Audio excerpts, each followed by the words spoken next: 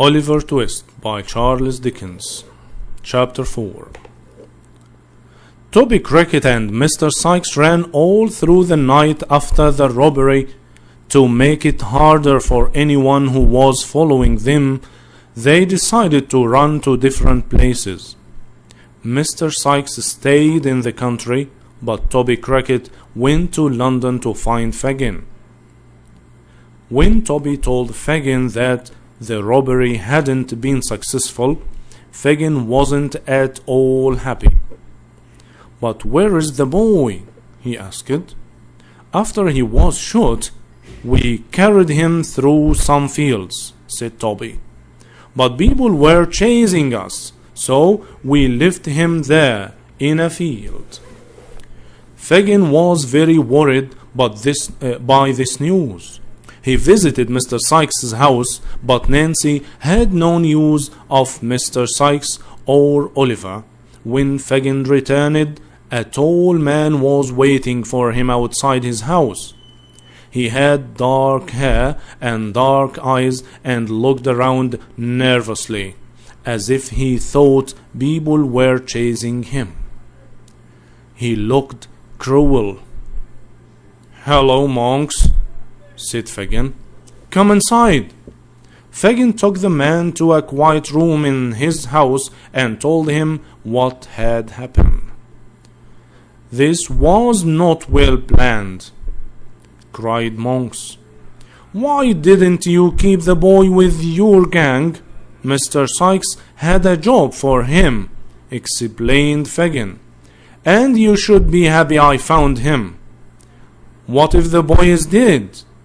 asked Monks. "The police will look for us." But Oliver wasn't dead. He had only been unconscious. He woke up and found himself in the cold field where Mr. Sikes and Toby Cricket had left him. It was morning and it was raining hard. His arm hurt badly and he was so weak that he found it difficult to stand up. Slowly he walked towards the house he had visited the night before, and after some minutes he knocked on the door. Two servants, Mr. Brittles and Mr. Giles, were telling the cook about the robbery in the night and how they had chased the thieves.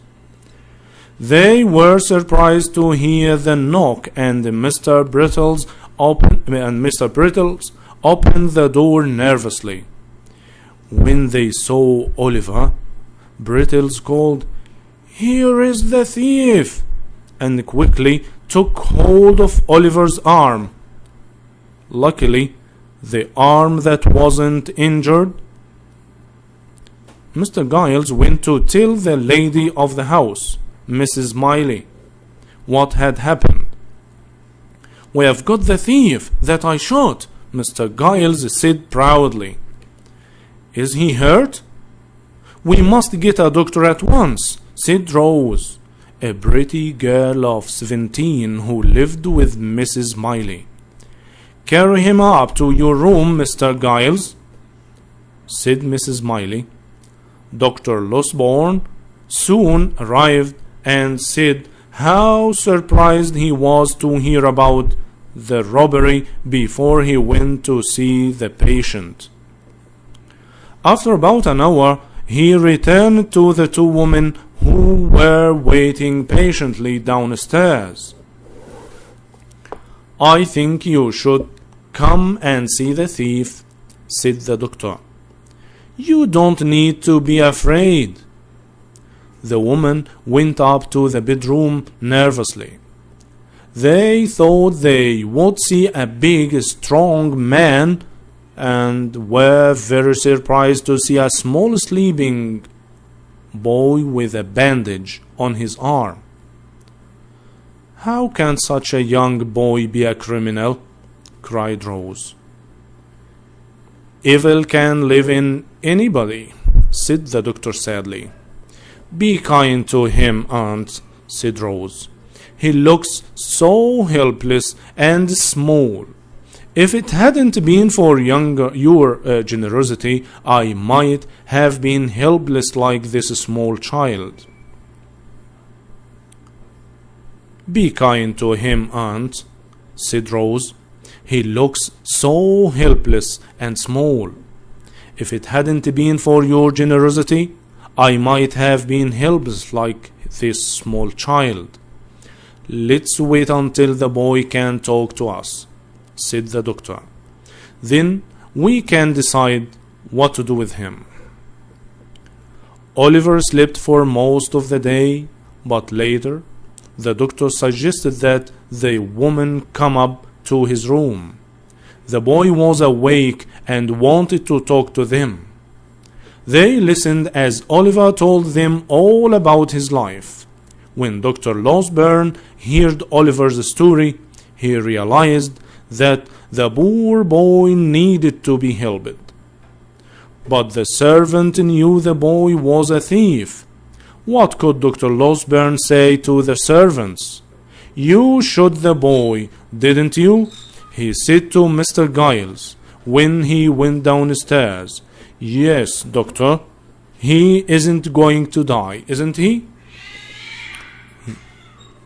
He isn't going to die, is he? Will I go to prison? Said the servant, looking worried. The doctor now had a plan. If Mr. Giles was worried that the boy could get him into trouble, the servant might not want to call the police. But this first plan didn't work because at the moment Mr. Brittle said, Here they are. It's the detectives from London. I called them this morning. Two men with short hair and big boots walked into the room. My name is Detective Blathers, said one of them. Tell me about the robbery. I hear you have a boy here, one of the thieves. No, one of the servants made a mistake, said the doctor. So, where did the boy come from? Asked Detective Duff. The other detective. Let's talk about the boy later, said the doctor quickly. Come and look at the window where the thieves entered. The detectives went off to examine the house. I want to help the boy, but I don't know what to say to the detectives, the doctor said to Mrs. Miley. Tell them the boy's story, said Mrs. Miley. You believe him, don't you?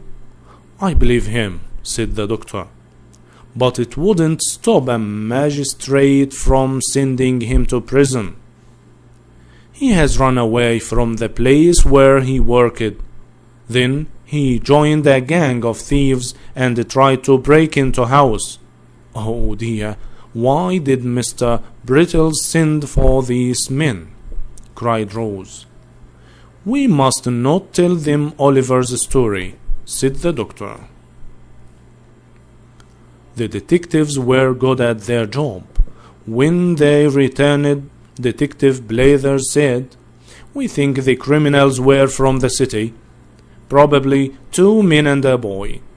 We want to see the boy upstairs, said Detective Duff. The doctor had no choice but to lead the men to the boy's room. As they walked upstairs, he quickly thought of another plan. This is the boy who hurt his arm yesterday and came here for help this morning, said Dr. Losberne, introducing Oliver. Mr. Giles then took hold of the poor boy. He thought it was one of the thieves. You mean it's not the same boy? Asked Detective Blathers, looking at Mr. Giles. Did you shoot this boy or not? Mr. Giles looked at Dr. Losberne. He knew the doctor's story wasn't true. Was the doctor protecting him from the police because he had shot someone? Perhaps I made a mistake, said Mr. Giles. If it's not the same boy, "Why are we here?" cried Detective Duff. The two detectives left that night, angry that they had not caught the thief. They said they would return if they discovered more information. Dr. Losberne visited the family every day while Oliver was ill. After some time, Oliver's arm began to get better, and he wanted to show how thankful he was to these kind people who had helped him. "Can I work for you?" he asked Rose one day. "Let me water your flowers or do something to make you happy." "You don't need to do anything," said Rose, smiling. "I'm lucky because I have an aunt who has enough money to help people like you."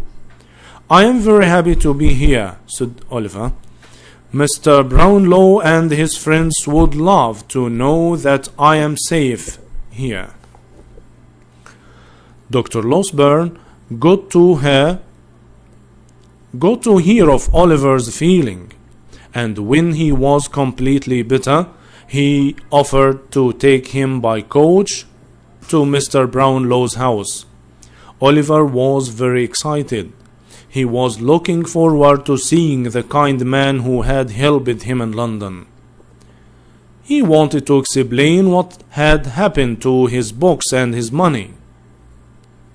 It was a long journey. When they finally reached the street where Mr. Brownlow lived, Dr. Losberne looked at Oliver and asked, "What's the matter? You look white. Are you feeling ill?" Oliver pointed to a sign on the door of Mr. Brownlow's house. It said, "Sold." Mr. Brownlow got out of the coach and asked a neighbor what had happened. "Mr. Brownlow has moved," said the neighbor. "He went to the West Indies 6 weeks ago." At about the same time as Oliver was on his way back from London, a woman was making a cup of tea to help keep herself warm. Her name was Mrs. Corney, and she was in charge of the workhouse where Oliver was born. There was a knock at the door, and a poor woman came in. "Excuse me, miss. Nurse Sally doesn't have much time." "What's that to me?" said Mrs. Corney. "I can't keep her alive, can I?" "No, miss, but she says she wants to tell you something important." Mrs. Corney wasn't happy to leave her warm room to visit the sick old woman in her cold room. She saw Nurse Sally lying in bed, and she realized she was very ill, so she went up to her bedside. "I must tell you something," said Nurse Sally quietly. "When I was younger, I was a nurse to a woman who died here." "Yes, you helped many people here," agreed Mrs. Corney. "The workhouse was the wrong place for her," Nurse Sally continued. "She was rich enough for a good hospital. I stole from her before she died." Mrs. Corney began to look at the old nurse with interest. "What did you steal?" she asked. "This woman had a gold locket. She asked me to take the gold for the child, who was called Oliver.